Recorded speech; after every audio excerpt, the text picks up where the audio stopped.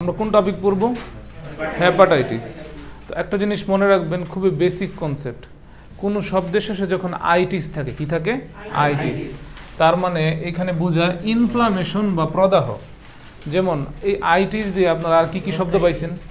Bronchitis, তারপর appendicitis, আর হ্যাঁ বলেন, নেফ্রাইটিস। ডায়াবেটিস আইটিস আছে? আইটিস নাই। অনুসার লাগাইলে কি সংস্কৃত হয়? হয় না তো।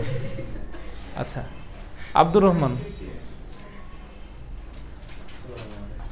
লামে একটু ওইদিকে চাপেন, বস এখানে, ক্লাস শেষ করি। আচ্ছা, মনে হচ্ছে না আমি 3টা টপিক আছে কভার করতে পারবো। আমি শুধু হেপাটাইটিস কভার করে শেষ করে দিব ক্লাস, ঠিক আছে? আপনারা কোঅপারেট করলে তাড়াতাড়ি শেষ হবে, আর আপনারা যদি কোঅপারেট না করেন আমি ইচ্ছা করে ক্লাস লেংদি করব, ঠিক আছে? আমি একটা 5 মিনিটের টপিক 50 মিনিটেও বাড়াইতে পারি, আবার একটা 50 মিনিটের টপিক 5 মিনিটেও কভার করতে পারি, ঠিক আছে?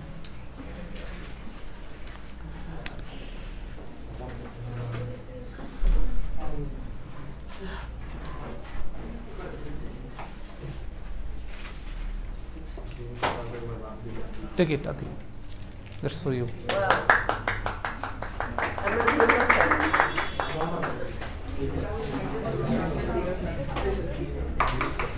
Door close করে দে। তো এই মুহূর্তে আমরা কোন টপিক পড়ব? হেপাটাইটিস। তো কোনো শব্দের শেষে যখন আইটিস থাকে, কি থাকে? আইটিস। আইটিস বলতে ইনফ্লামেশন বা প্রদাহ বোঝায়। কি বোঝায়? ইনফ্লামেশন বা প্রদাহ।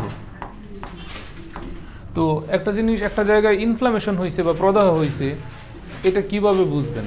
ধরেন আপনি এই মুহূর্তে এই রুম থেকে বের হচ্ছেন, দরজার মধ্যে আপনার মাথাটা মারাত্মকভাবে একটা আঘাত লাগলো বা ধাক্কা লাগলো, আপনি ঠুস খেয়ে গেলেন, তখন ইনস্ট্যান্ট আপনার কি হবে? ইনস্ট্যান্ট আপনার পেইন বা ব্যথা অনুভব হবে। প্রথমে আপনি যদি এখানে হাত দেন, হাত দেওয়ার পর দেখবেন জায়গাটা একটু গরম গরম লাগবে, তারপর দেখবেন এটা একটু ফুলে যাইতেছে, গরম হয়ে গেছে, ফুলে গেছে, তারপর দেখবেন কেমন লাল হয়ে যেতেছে, তারপর আপনার কি একটা ব্যথা অনুভব হবে, তাই না? ও যদি কোনো ভদ্রমহিলা হইতো বুঝতাম আপনি ওর চুল ধরে সুন্দর করে টেনে দিতেছেন, ঠিক আছে? তাহলে আইটিস, আইটিস বলতে কি বোঝায়? ইনফ্লামেশন বা প্রদাহ। আর কোনো শব্দের মধ্যে যদি হেপাটো থাকে, কি থাকে? হেপাটো, তার মানে এটা হচ্ছে লিভার বা যকৃৎ, লিভার বা যকৃৎ। কোনো শব্দের মধ্যে পালমোনারি থাকলে কি বোঝায়? ফুসফুস। নেফ্রু থাকলে কি বোঝায়? নিফ্রু থাকলে নিউরন বোঝায়, বৃক্ক বোঝায়। কি বোঝায়? বৃক্ক। আচ্ছা, কোনো শব্দের মধ্যে যদি রেনাল থাকে, রেনাল থাকলেও কি বোঝায়? বৃক্ক। আচ্ছা, তাহলে দেখেন, হেপাটো মানে হচ্ছে লিভার বা যকৃৎ, যেটাকে আমরা বাংলা ভাষায় কি বলি? কলিজা। ইনফ্লামেশন মানে হচ্ছে প্রদাহ। তাহলে হেপাটাইটিস মানে কি? যকৃতের প্রদাহ। তাহলে বলেন ব্রঙ্কাইটিস মানে কি হবে? ব্রঙ্কাস, ব্রঙ্কাসের বা ফুসফুসের একটা প্রদাহ। তাহলে বলেন নেফ্রাইটিস, কিডনির একক কি? নেফ্রন। তাহলে নেফ্রাইটিস মানে কি? বৃক্কের প্রদাহ। অ্যাপেন্ডিসাইটিস মানে কি হবে? অ্যাপেন্ডিক্সের প্রদাহ, তাই না? মেনিনজেস, মেনিনজেস হচ্ছে আমাদের যে ব্রেইন থাকে না, ব্রেইনের আবরণ। তাহলে মেনিনজাইটিস কি হবে? মেনিনজেসের বা মস্তিষ্কের আবরণের যে প্রদাহ। তাহলে প্রদাহ হলে সেখানে কি হয় বললাম? প্রথমে হচ্ছে আইটিস হয়, কিন্তু এটা বোঝা যায় কিভাবে? লাল হয়ে যায়, গরম হয়ে যায়, ফুলে যায়, তারপর ব্যথা অনুভব হয়, ঠিক আছে? আচ্ছা, তো এটা সরাসরি এমসিকিউ আসবে বোর্ডে। যকৃতের প্রদাহজনিত সমস্যাকে কি বলা হয়? আনসার কি দিয়ে আসবেন? হেপাটাইটিস। একটা বেসিক টার্ম মনে রাখেন, স্থায়িত্ব বা সময়ের ভিত্তিতে আমরা যে কোনো রোগকে 2টা স্প্যানে ভাগ করতে পারি। কি বললাম? স্থায়িত্ব বা সময়ের ভিত্তিতে কয়টা স্প্যানে ভাগ করতে পারি? 2টা। আচ্ছা, যদি কোনো শব্দের মধ্যে ক্রনিক থাকে, কি থাকে? ক্রনিক। ক্রনিক মানে হচ্ছে দীর্ঘস্থায়ী। ক্রনিক মানে কি? দীর্ঘস্থায়ী, যে অনেক সময় ধরে রোগটা আছে। আর যদি একটা কিউট, এ মানে কি? একটা কিউট, এটাকে আসলে একটা কিউট না, ঠিক আছে? অ্যাকিউট মানে হচ্ছে ক্ষণস্থায়ী বা স্বল্পস্থায়ী। তাহলে যদি যকৃতের প্রদাহ ক্ষণস্থায়ী সময়ের মধ্যে হয়, অর্থাৎ 6 মাসের কম সময়ের মধ্যে হয়, তাহলে এটাকে বলবো আমরা অ্যাকিউট হেপাটাইটিস। কি বলবো? কয় মাসের কম স্থায়ী হইলে? 6 মাসের। আর যদি দীর্ঘদিন হয়, 6 মাসের চেয়ে অধিক স্থায়ী, তখন তাকে কি বলবো? Chronic hepatitis. এইটা আবুল হাসান স্যারের বইয়ের মধ্যে এভাবে দেওয়া নাই, আলিম স্যারের বই থেকে নেওয়া। হ্যাঁ, তো আবুল হাসান স্যারের বইয়ের মধ্যে সরাসরি মানে এভাবে জাস্ট ভাইরাল হেপাটাইটিস দিয়ে দিছে। আচ্ছা, তো আমরা এখানে একটা ছবি অ্যাড করছি জাস্ট ফর আপনাদের কিউরিসিটির জন্য, আপনাদের আগ্রহ বাড়ানোর জন্য। এটা হচ্ছে একটা নর্মাল লিভার বা সাধারণ যকৃৎ, দেখতে পারতেছেন কত সুন্দর লাল হয়ে আছে। এইটা কি? Chronic hepatitis. আপনারাই বলেন, ক্রনিক মানে কি? দীর্ঘস্থায়ী। হেপাটাইটিস মানে কি? যকৃতের প্রবাহ। তাহলে ক্রনিক হেপাটাইটিস মানে কি? যকৃতের দীর্ঘদিনের প্রদাহের কারণে লাল কালারটা কি হয়ে গেছে? হলুদ। আমরা জানি হলুদ একটা রং না, রঙের জন্য কি দায়ী বলেন তো? পিগমেন্ট বা বর্ণকণিকা। Very good. তাহলে এইখানে আমরা যেই পিগমেন্টটা দায়ী সেই পিগমেন্টের নামটা কি বলতে পারবেন? বিলিরুবিন। নাম কি? বিলিরুবিন। তাহলে যকৃতের প্রদাহে কোন পিগমেন্ট বাড়ে রক্তের মধ্যে? বিলিরুবিন বাড়ে। মনে থাকবে, পরীক্ষা এমসিকিউ হিসেবে আসবে। তারপরে দেখেন, ক্রনিক হেপাটাইটিস যদি দীর্ঘদিন চলে, আরও দীর্ঘায়িত হয়, তখন যেটা হবে সেটাকে বলা হয় সিরোসিস। কি বলা হয়? সিরোসিস। লিভার সিরোসিসে দেখেন তো লিভার কেমন হয়ে গেছে। তাহলে একটা সুন্দর লিভার।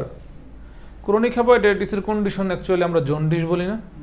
জন্ডিসের ক্ষেত্রে এমন হয়। জন্ডিস দীর্ঘদিন ধরে চললে তখন পরবর্তীতে সেটা কি হইতে পারে? সিরোসিস।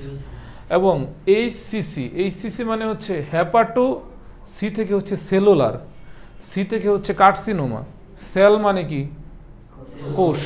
হ্যাপাটো মানে কি? যকৃৎ। তাহলে হ্যাপাটোসেলুলার মানে কি? যকৃতের কোষের। সি থেকে কি? কার্সিনোমা। তাহলে হ্যাপাটোসেলুলার কার্সিনোমা মানে কি? যকৃতের কোষের ক্যান্সার। ঠিক আছে? তাহলে হ্যাপাটোসেলুলার কার্সিনোমাতে এই যেরকম হয়ে যেতে পারে। বুঝছেন? এই হচ্ছে ফ্যাক্ট। তো এই হেপাটাইটিস কি কি কারণে হইতে পারে দেখেন। প্রথমে বলছে কিসের সংক্রমণে? ভাইরাসের সংক্রমণে।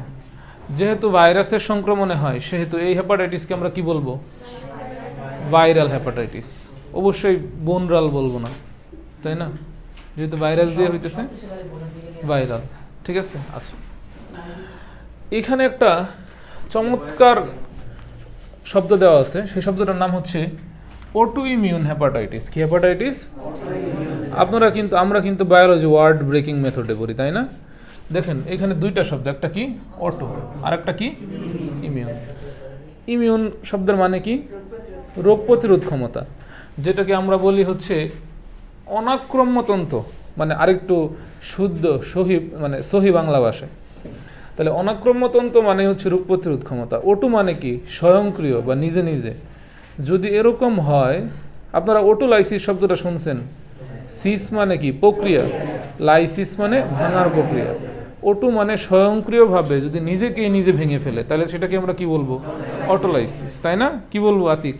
অটোলাইসিস। ঠিক আছে? আচ্ছা, তো অটো ইমিউন মানে যদি নিজের রোগ প্রতিরোধ ক্ষমতার যে অংশটা আছে, সেই রোগ প্রতিরোধ ক্ষমতার অংশটাকে যকৃৎ নিজে নিজেই যদি নিজের ধ্বংস করে ফেলতে চায়, তখন সেটা কি হবে? Auto immune hepatitis. মানে যকৃৎ চাইবে ভালো করতে, রোগ জীবাণু ধ্বংস করতে, কিন্তু রোগ জীবাণু ধ্বংস করতে গিয়ে সে অ্যাকচুয়ালি তার কোষকেই কি করে ফেলবে? ধ্বংস করে ফেলবে। এরকম কারণে হইতে পারে। হ্যাঁ, বডিতে অনেক অটো ইমিউন ডিজিজ হয়, এই রোগীদের অনেক কষ্ট হয়। ঠিক আছে? কারণ এই রোগীরা আসলে অসহায়, কারণ তাদের বডি কি করতে চায়? জীবাণু ধ্বংস করতে চায়, কিন্তু বডি কি করে? নিজের কোষকে। অনেক অসহায় অবস্থা না? এরকম আরো বেশ কিছু রোগ আছে, আপনারা বড় হলে তারপর জানতে পারবেন। কিছু না না কিছু কনজেনিটাল অ্যানামোলিস আছে। কনজেনিটাল মানে হচ্ছে জন্মগত, অ্যানামোলিস মানে হচ্ছে ত্রুটি। জন্মগত কিছু ত্রুটি আছে, যেমন এখানে কি লিখছি? Wilson disease. যদি কোনো কারণে বডিতে কপার মেটাবলিজম না হয়, আমরা অনেক ধরনের খাবার খাই, সেই খাবারে মিনারেল বা খনিজ থাকে বা আয়ন থাকে, সেগুলো আমাদের বিভিন্ন কাজে লাগে। যেমন ম্যাগনেসিয়াম, ফসফরাস, ক্যালসিয়াম, এগুলো আমরা খাবারের মাধ্যমে খাই না? কপারও কিন্তু যদি বডিতে মেটাবলিজম না হয়, তাহলে কোন ডিজিজ হয়? Wilson disease. কোন ডিজিজ? Wilson disease. আচ্ছা, সিস মানে কি? ক্রোম মানে রং। হিম, হিম বলতে কি বলেন তো? হেমো মানে রক্ত, হিম মানে হচ্ছে লৌহ বা আয়রন। ঠিক আছে, আমরা বলছিলাম যেমন হিমোগ্লোবিন, হিমো HEME, হিম, এই হিম মানে কি? আয়রন। আর HOMO, হিমো মানে কি? ব্লাড। ঠিক আছে, হেমোফিলিয়া, ফিলিয়া মানে কি? ফিল, আকর্ষণ। হেমো মানে রক্ত, রক্তের প্রতি আকর্ষণ, হিমোফিলিয়া। হাত কেটে গেছে, রক্তের প্রতি এত আকর্ষণ, রক্ত বেরোইতেই আছে, থামতেছে না, বুঝছেন? তাহলে এই হিম মানে কি? আয়রন। তাহলে আয়রন বিপাকের ত্রুটি হইলে কি হয়? হিমোক্রোমাটোসিস।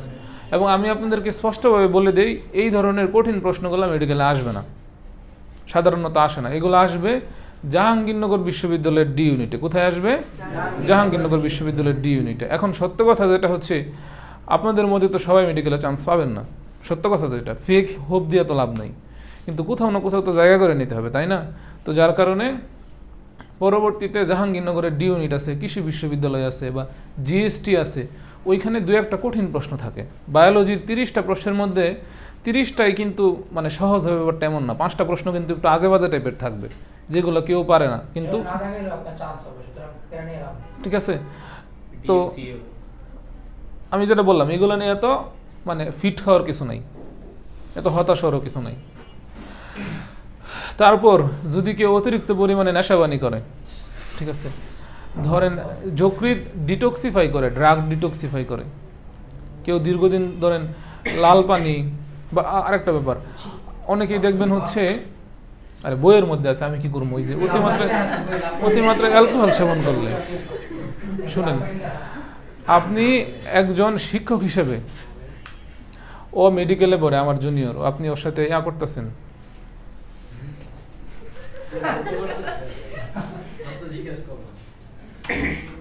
দেখেন একদিন ক্লাস নিতেছি, আমার কাছে খবর আসছে আমার এক স্টুডেন্ট মানে হচ্ছে অতিমাত্রায় আবেগী হয়ে সে 30টা প্যারাসিটামল খেয়ে ফেলছে।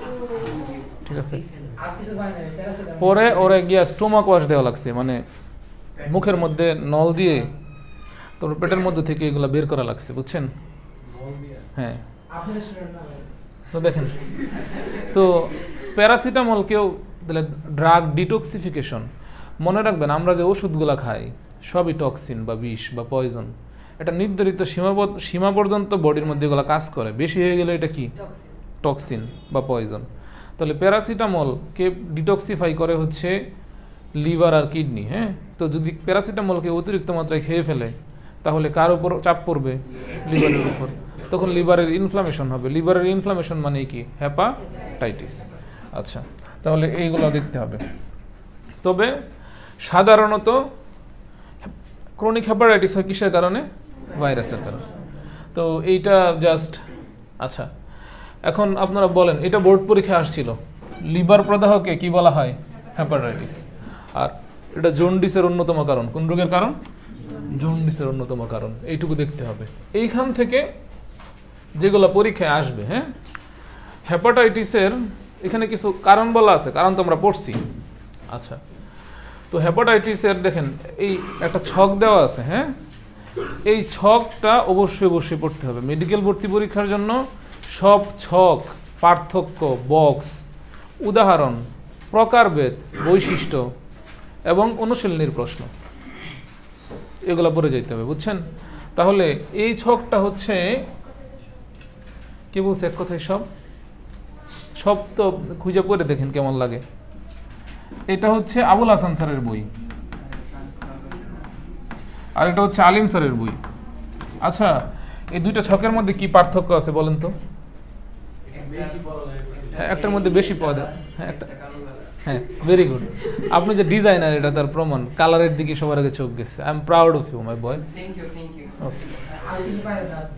দেখেন হেপাটাইটিস ভাইরাসের বৈশিষ্ট্য। আচ্ছা দেখেন তো, হেপাটাইটিস ভাইরাস এখানে কয়টা বলা হয়েছে? 1টা, 2টা, 3টা, 4টা, 5টা। এটার নাম হচ্ছে হেপাটাইটিস কি ভাইরাস? এ ভাইরাস। এটা সি ভাইরাস, এটা ডি ভাইরাস, এটা ই ভাইরাস। দেখেন সংক্রমণ, কোন ভাইরাস কিসের মাধ্যমে সংক্রমিত হয়? একটা রুট দেওয়া আছে বা রাস্তা দেওয়া আছে, এখানে কোনো কিছু দেওয়া আছে? আবুল হাসান স্যারের বইয়ের মধ্যে কিন্তু দেওয়া না, আলিম স্যারের বইয়ের মধ্যে কিন্তু দেওয়া আছে। তো মেডিকেল ভর্তি পরীক্ষায় 2022 সালে 22-23 সালে প্রশ্ন আসছে, দূষিত পানি ও খাদ্যের মাধ্যমে সংক্রমণ ঘটায় কোনটা? এ। ঠিক আছে, তো এটা তো আবুল হাসান স্যারের বইয়ের এই ছকের মধ্যে দেওয়া নাই যে হেপাটাইটিস এ কিসের মাধ্যমে ছড়ায়। কারণ কিন্তু হ্যাঁ রিডিংয়ে পরে অ্যাড করছি, পরের বছর। আমি বলি শুনেন, আবুল হাসান স্যার এবং আজমল স্যার তাদের আমি একটা মানে স্পষ্ট বৈশিষ্ট্য বলি, যে সকল প্রশ্ন আলিম স্যারের বই থেকে এই বছর আসছে তাদের বইয়ের মধ্যে নাই, তারা পরের এডিশনে ওই লাইনগুলো যোগ করে দেবে তাদের রিডিংয়ের মধ্যে, বুঝছেন? হ্যাঁ, তো কি হয়েছে? সত্য কথা তো, সত্য কথা দিনের মধ্যে 14 বার বলা যায়। ঠিক আছে, দেখেন তো কি করবে?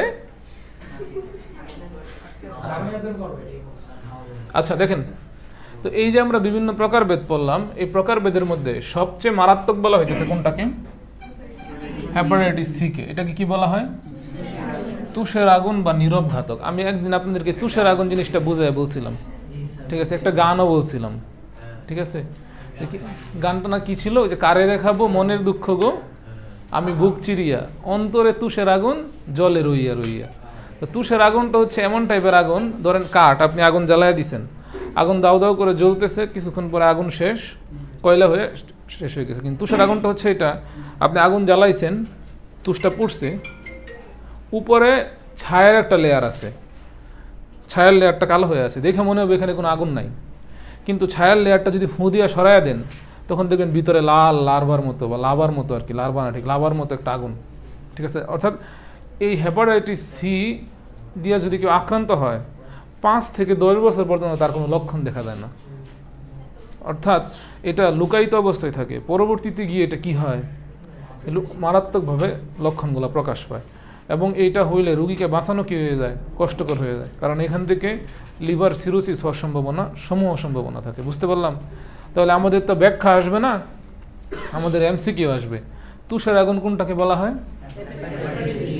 আর খ নাম্বারে আসতে পারে হেপাটাইটিস সি কে কেন তুষের আগুন বা নীরব ঘাতক বলা হয়। আচ্ছা, তো হেপাটাইটিস সি অবশ্য হেপাটাইটিস বি অপেক্ষা মারাত্মক আমরা জানি, কারণ এই কারণে তার কি বলা হয়, তুষের আগুন।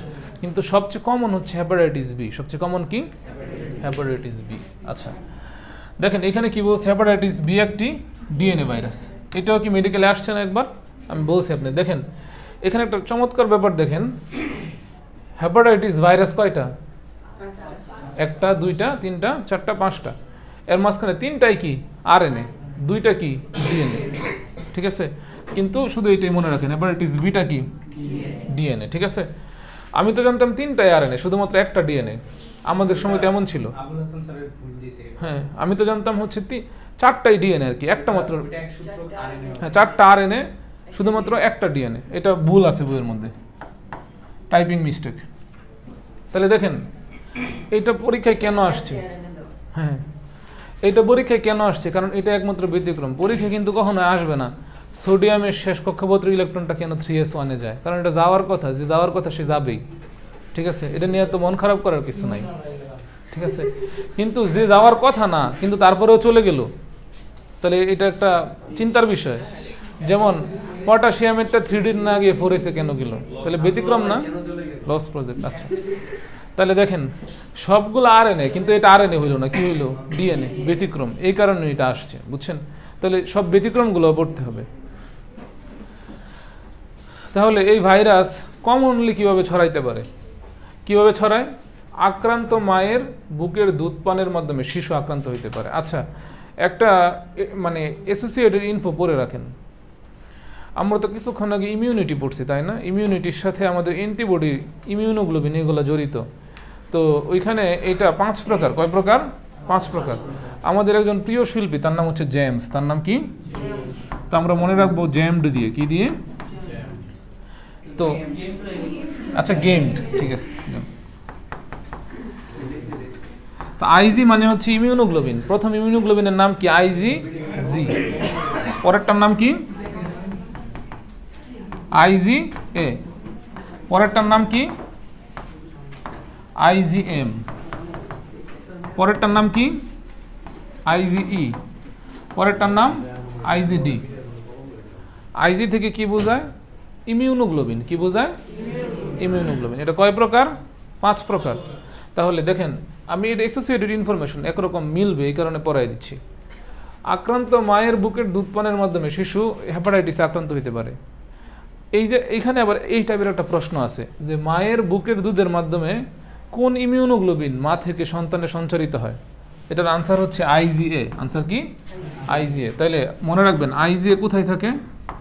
মায়ের বুকের দুধে। এটা জীবনে কোনো না কোনো পরীক্ষার মধ্যে আপনি পাবেন, কলেজের পরীক্ষা হোক, বোর্ড পরীক্ষা হোক, মেডিকেল ভর্তি পরীক্ষা হোক, এবং বিসিএস পরীক্ষার মধ্যেও আসতে পারে। আর কারণ আছে, কারণ ওইখানে দৈনন্দিন বিজ্ঞান নামে একটা অংশ আছে বিসিএস পরীক্ষায়, সেইখানে ওই টাইপের প্রশ্ন আসে। আচ্ছা, এখান থেকে আরও কিছু অ্যাসোসিয়েটেড ইনফরমেশন মনে রাখবেন। এই যে আইজিএম আছেন, আইজিএম সহকারী, মানে কাজে লাগবে। ঠিক আছে, আসলে গ্রাম থেকে আসছি তো ইংরেজি বলে একটু ফুল সাজার চেষ্টা করি, তারপরে আপনারা এটা করতে দিতে চান না। ঠিক আছে, কতটা নির্দয় আপনারা দেখেন। আইজিএম এটা পাওয়া যায় রক্তে। কোথায় পাওয়া যায়? যার কারণে দেখবেন ডেঙ্গু হইলে কোন টেস্ট দেয়? আইজিএম। আচ্ছা, আরেকটা হচ্ছে আইজিই। এটা খুবই দুর্লভ, এটা খুবই দুর্লভ এবং খুবই কম, এবং এটা অ্যালার্জিক অ্যান্টিবডি, অ্যালার্জিতে সারা দেয়। দুর্লভ, কম, এবং কি করে? অ্যালার্জিতে সারা দেয়। তাহলে এখান থেকে কয়টা ইনফরমেশন মনে রাখবেন? ইমিউনোগ্লোবিন কয় প্রকার? 5 প্রকার। কি কি বলেন? আইজিজি, মায়ের বুকের দুধে কোনটা পাওয়া যায়?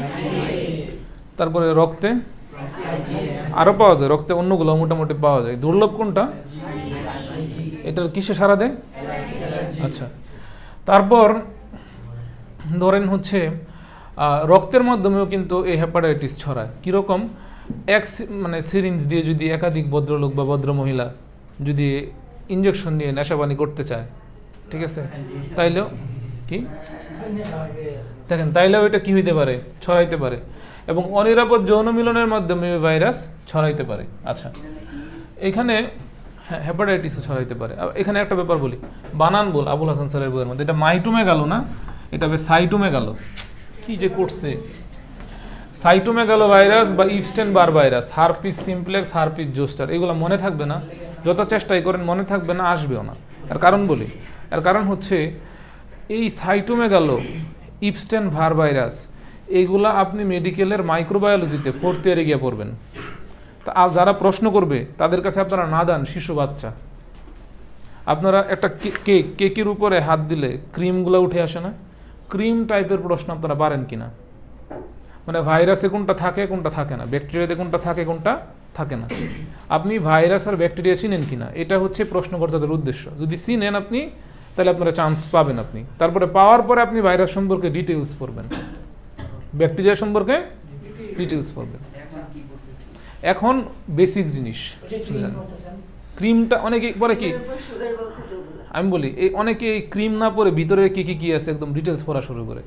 অধিকাংশ স্টুডেন্ট চান্স পায় না অতিরিক্ত পড়ার কারণে, বেশি পড়ার কারণে। আমি বারবার বলতেছি, আমি নাম বলবো না, রাজকের ফার্স্ট গার্ল ছিল এই বছর, আগে শফিউদ্দিনে ছিল, এই বছর চান্স পায় নাই।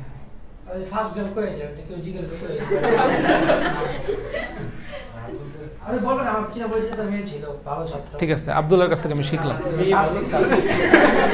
ঠিক আছে,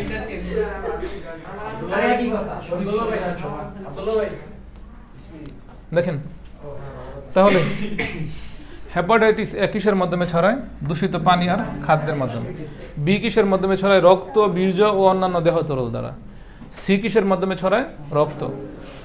আচ্ছা, ডি শুধুমাত্র যে বি দিয়ে আক্রান্ত তাতে ছড়াইতে পারে, আর ই দূষিত পানি এবং খাদ্য। শুনেন, সবগুলা মনে থাকবে না, শুধু মনে রাখেন দূষিত পানি এবং খাদ্য দুইটাই কমন না?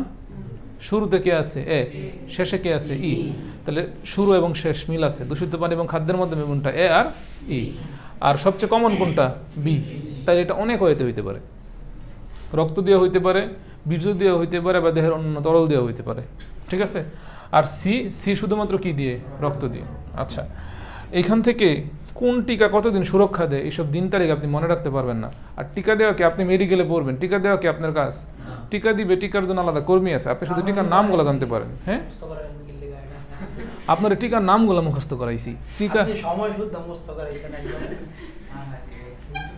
মুখস্থ পরে যাই দিয়ে আয় নাই আইসি ওই উপরটা থেকে আইজিএম আইজিজি থেকে তবু বিআরসি তো মুখস্থ করা। হ্যাঁ, বিআরসি মুখস্থ করে তারপরে কমাই দিলাম, এত কিছু পড়তে পারবে না এরা, আপনাকে দেখে মনে হয় এত কিছু মনে রাখতে পারবে। এর কথা হচ্ছে এমন ভাবে পড়াবেন যারা পরীক্ষা যায় কষ্ট দেখলে আপনার লেখা বুঝে আর কি, মানে কলেজে পরীক্ষা মেডিকেল মেডিকেলে আমাদের হ্যাজার চিন্তা করে এর 5-6 জন ছাড়া 5-6 জন 2-3 জন ছাড়া এদের খারাপ না, আমি চিন্তা করি বলতে মাঝে মাঝে মনে হয় যে টঙ্গী এরিয়াতে আমার পড়ানো উচিত না, ঠিক আছে, কারণ এই স্ট্যান্ডার্ডের স্টুডেন্ট তো আমি পাই না। 24 ব্যাচে আমি কয়েকটা স্টুডেন্ট পাইছিলাম, কিন্তু 24টা আমি একদম শেষ পর্যন্ত আবার কন্টিনিউ করতে পারি নাই, ঠিক আছে। আমি কিন্তু আপনাদের অপমান করিনি, শুনেন, এখানে পড়তে আসলে মান অপমান বোধ সম্মান বোধ দরজার বাইরে রেখে আসবেন, তারপরে বের হওয়ার সময় টুকায় টুকায় নিয়ে যাবেন আবার। আচ্ছা আচ্ছা, রোগের লক্ষণগুলা আলটিমেটলি রিডিং দিলেই হবে, এত আহামরি কিছু না। তো কমন লক্ষণগুলো আমি বলি, সেটা হচ্ছে আপনার টায়ার্ড লাগবে, ক্লান্তি লাগবে, ঠিক আছে, হ্যাঁ শেষ হয়ে যেতেছে আর 2-1 মিনিট। তারপর মনে হবে যে দিন দুনিয়ার কিছুই ভালো লাগে না, ঠিক আছে।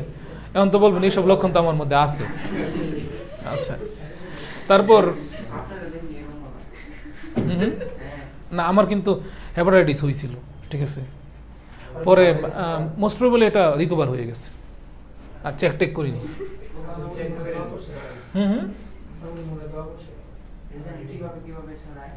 কিছু কিছু হেপাটাইটিস আছে, অদ্ভুত ব্যাপার, এটা তো দূষিত পানি খাদ্যের মাধ্যমে ছড়াইতে পারে। আচ্ছা, কিছু কিছু হেপাটাইটিস আছে এগুলোর কোনো চিকিৎসাই লাগে না। তো আমি যাওয়ার পরে আমি হচ্ছে পিজিতে হচ্ছে ওই ইয়াতেই দেখাইছি, পিজির যে লিভার ডিপার্টমেন্ট ওইখানেই দেখাইছি, বঙ্গবন্ধু শেখ মুজিব মেডিকেলে। তো যাওয়ার পরে বলছে এটা কিছু করা লাগবে, বঙ্গবন্ধু শেখ মুজিব মেডিকেল বিশ্ববিদ্যালয়। আচ্ছা দেখেন, তো আমার যাওয়ার পর বলছে তুমি রেস্ট নেও, ঠিক হয়ে যাবে। জন্ডিসের মূল চিকিৎসা হচ্ছে রেস্ট, ঠিক আছে। দেখেন, তো অনেক সময় যে একটা হালকা জ্বর ভাইব থাকে, এবং একটা ক্লিনিক্যাল এক্সামিনেশন খুবই গুরুত্বপূর্ণ। এটা পেশেন্ট না ধরে আসলে বলা যাবে না, ঠিক আছে। মানে পেশেন্টকে শোয়ানোর পর পেশেন্টের অ্যাবডোমেন চেক করতে হবে, চেক করে তার লিভারটা আসলে বড় হয়েছে কিনা, ঠিক আছে, এইটা।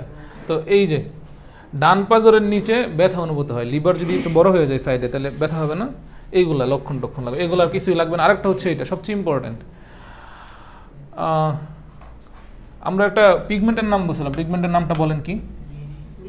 বিলিরুবিন। পিগমেন্টের নামটা কি?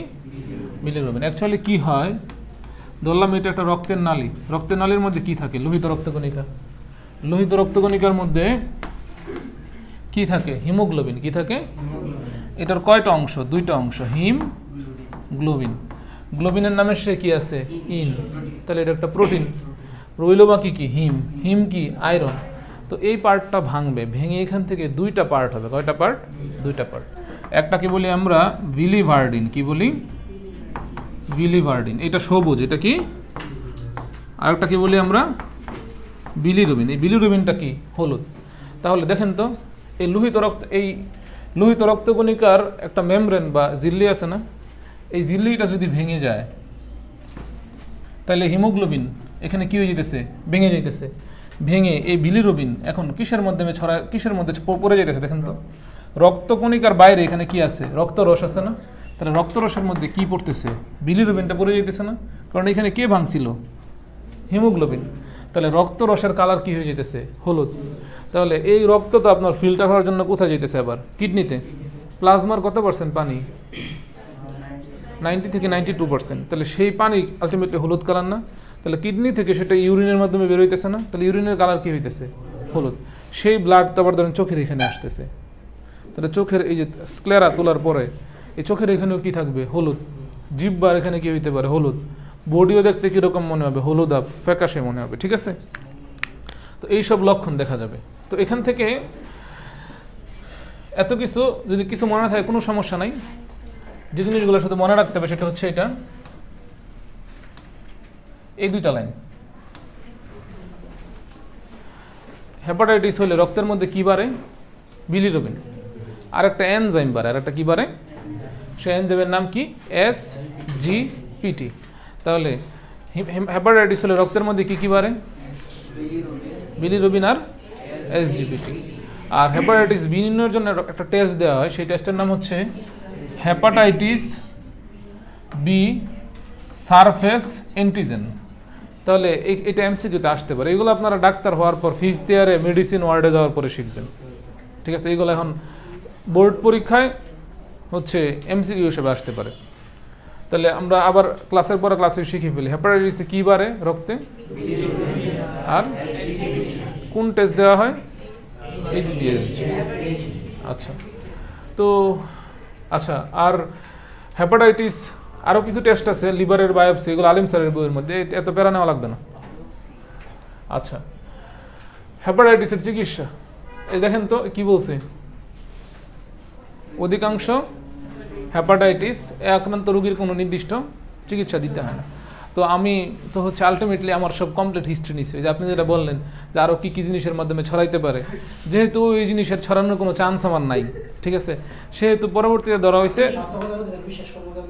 না। অদ্ভুত, তাহলে আমি সুস্থ হইলাম কীভাবে? তো আলটিমেটলি হয়তো এটা মানে খাবারের মাধ্যমে নয়তো পানির মাধ্যমে ছড়াইছে আমার এখানে। তো হ্যাঁ, নিশ্চিত পানি, কারণ 12 তলার পানি তো আল্লাহ দিলে, ঠিক আছে। যাই হোক, দেখেন তো ওই হেপাটাইটিস 12 তলা বিল্ডিংয়ে একজন হেপাটাইটিস বির পেশেন্ট আছে, ঠিক আছে। আমি ওই দিন না মেডিকেল আসে না, এটা আমি আপনারা কেন বললাম, আপনি 12 তলায় থাকেন, আমি 12 তলায় থাকি। ওই দিন কী হয়েছে, আমি যখন পিজি থেকে দেখে আসতেছি তো ফাইলের উপরে তো লিভারের সাইন থাকে, যেহেতু লিভার ডিপার্টমেন্টে দেখায় আসছি, তো ওই ভদ্রলোক আমার জিজ্ঞেস করতেছে আপনার কি লিভারের সমস্যা? আমি বললাম হ্যাঁ। বলছে আমারও। না, পরে বললাম কি সমস্যা আপনার? পরে বলতেছে আমার হেপাটাইটিস বি, ঠিক আছে। তো বললাম আপনি চিকিৎসা নেন না? হানি। পরে 12 তলায় কই থাকে, রুমের নাম্বারটা বললাম না। তো ব্যাপারটা হচ্ছে এটা, হেপাটাইটিস বি তো আবার পানি বা খাদ্যের মাধ্যমে ছড়ায় না, ঠিক আছে। তো ওই দিক দিয়ে মোটামুটি আমরা সেফ আছি। দেখেন তো এখানে অনেক ওষুধের নাম দেওয়া আছে, এইসব জিনিস মুখস্থ করার কোনো দরকার নেই, ঠিক আছে। হেপাটাইটিস সি এর এখনো পর্যন্ত কোনো কি হয় নাই, টিকা আবিষ্কার হয় না, এবং এটা দিয়ে যদি লিভার সিরোসিস হয় আলটিমেটলি লিভার ট্রান্সপ্লান্ট করতে হবে। কী করতে হবে?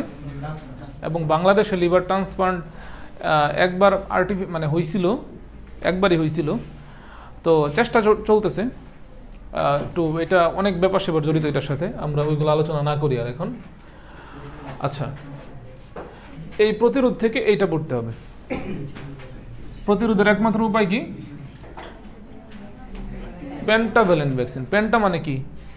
5।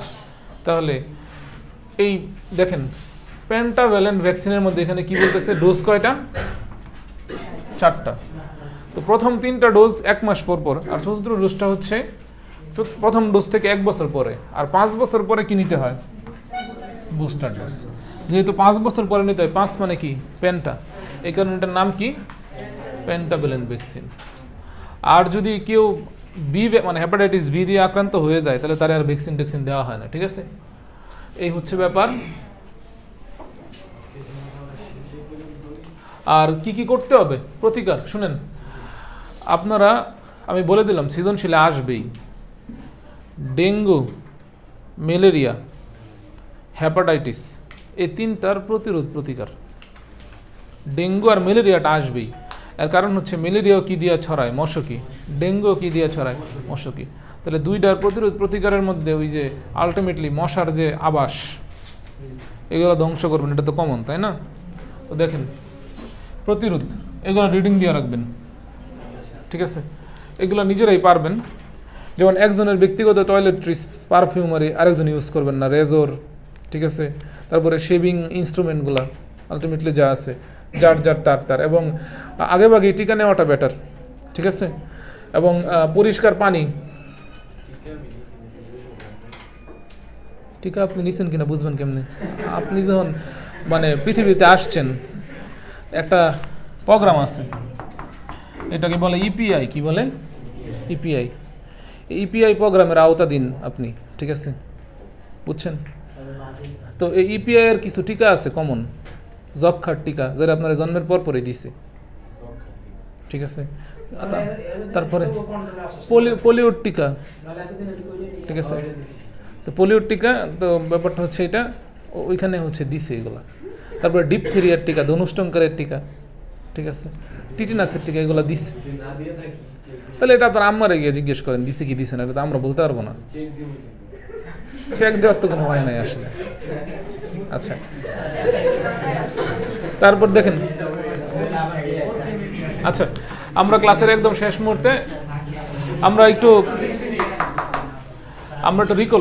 রিকল করে চলে যাব। দূষিত পানি এবং খাদ্যের মাধ্যমে কি ছড়ায়? এটা মেডিকেলে কত সালে আসছে? 22-23 সালে। আরেকটা ছড়ায়, সেটা কি? হ্যাপাটাইটিস ই। আচ্ছা, হ্যাপাটাইটিস বি কোন ধরনের ভাইরাস? বাদ বাকি সবগুলা কি? এটা মেডিকেলে 19-20 সালে আসছে। আচ্ছা, তুষার আগুন কাকে বলে? এটা জাহাঙ্গীরনগরে কবে আসছে? 23-24 সালে। এগুলা আজিউর রহমান স্যারের বইয়ের বক্সের মধ্যে দেওয়া আছে, হ্যাঁ। আচ্ছা, তারপর দেখেন লিভার সিরোসিস ঘটে কোনটায়? হ্যাপাটাইটিস বি আর সি, যদি দীর্ঘদিন থাকে। রক্তে, আচ্ছা হেপাটাইটিস রোগে কয়টা জিনিস বাড়ে? কি কি? বিলিরুবিন আর এসজিবিটি।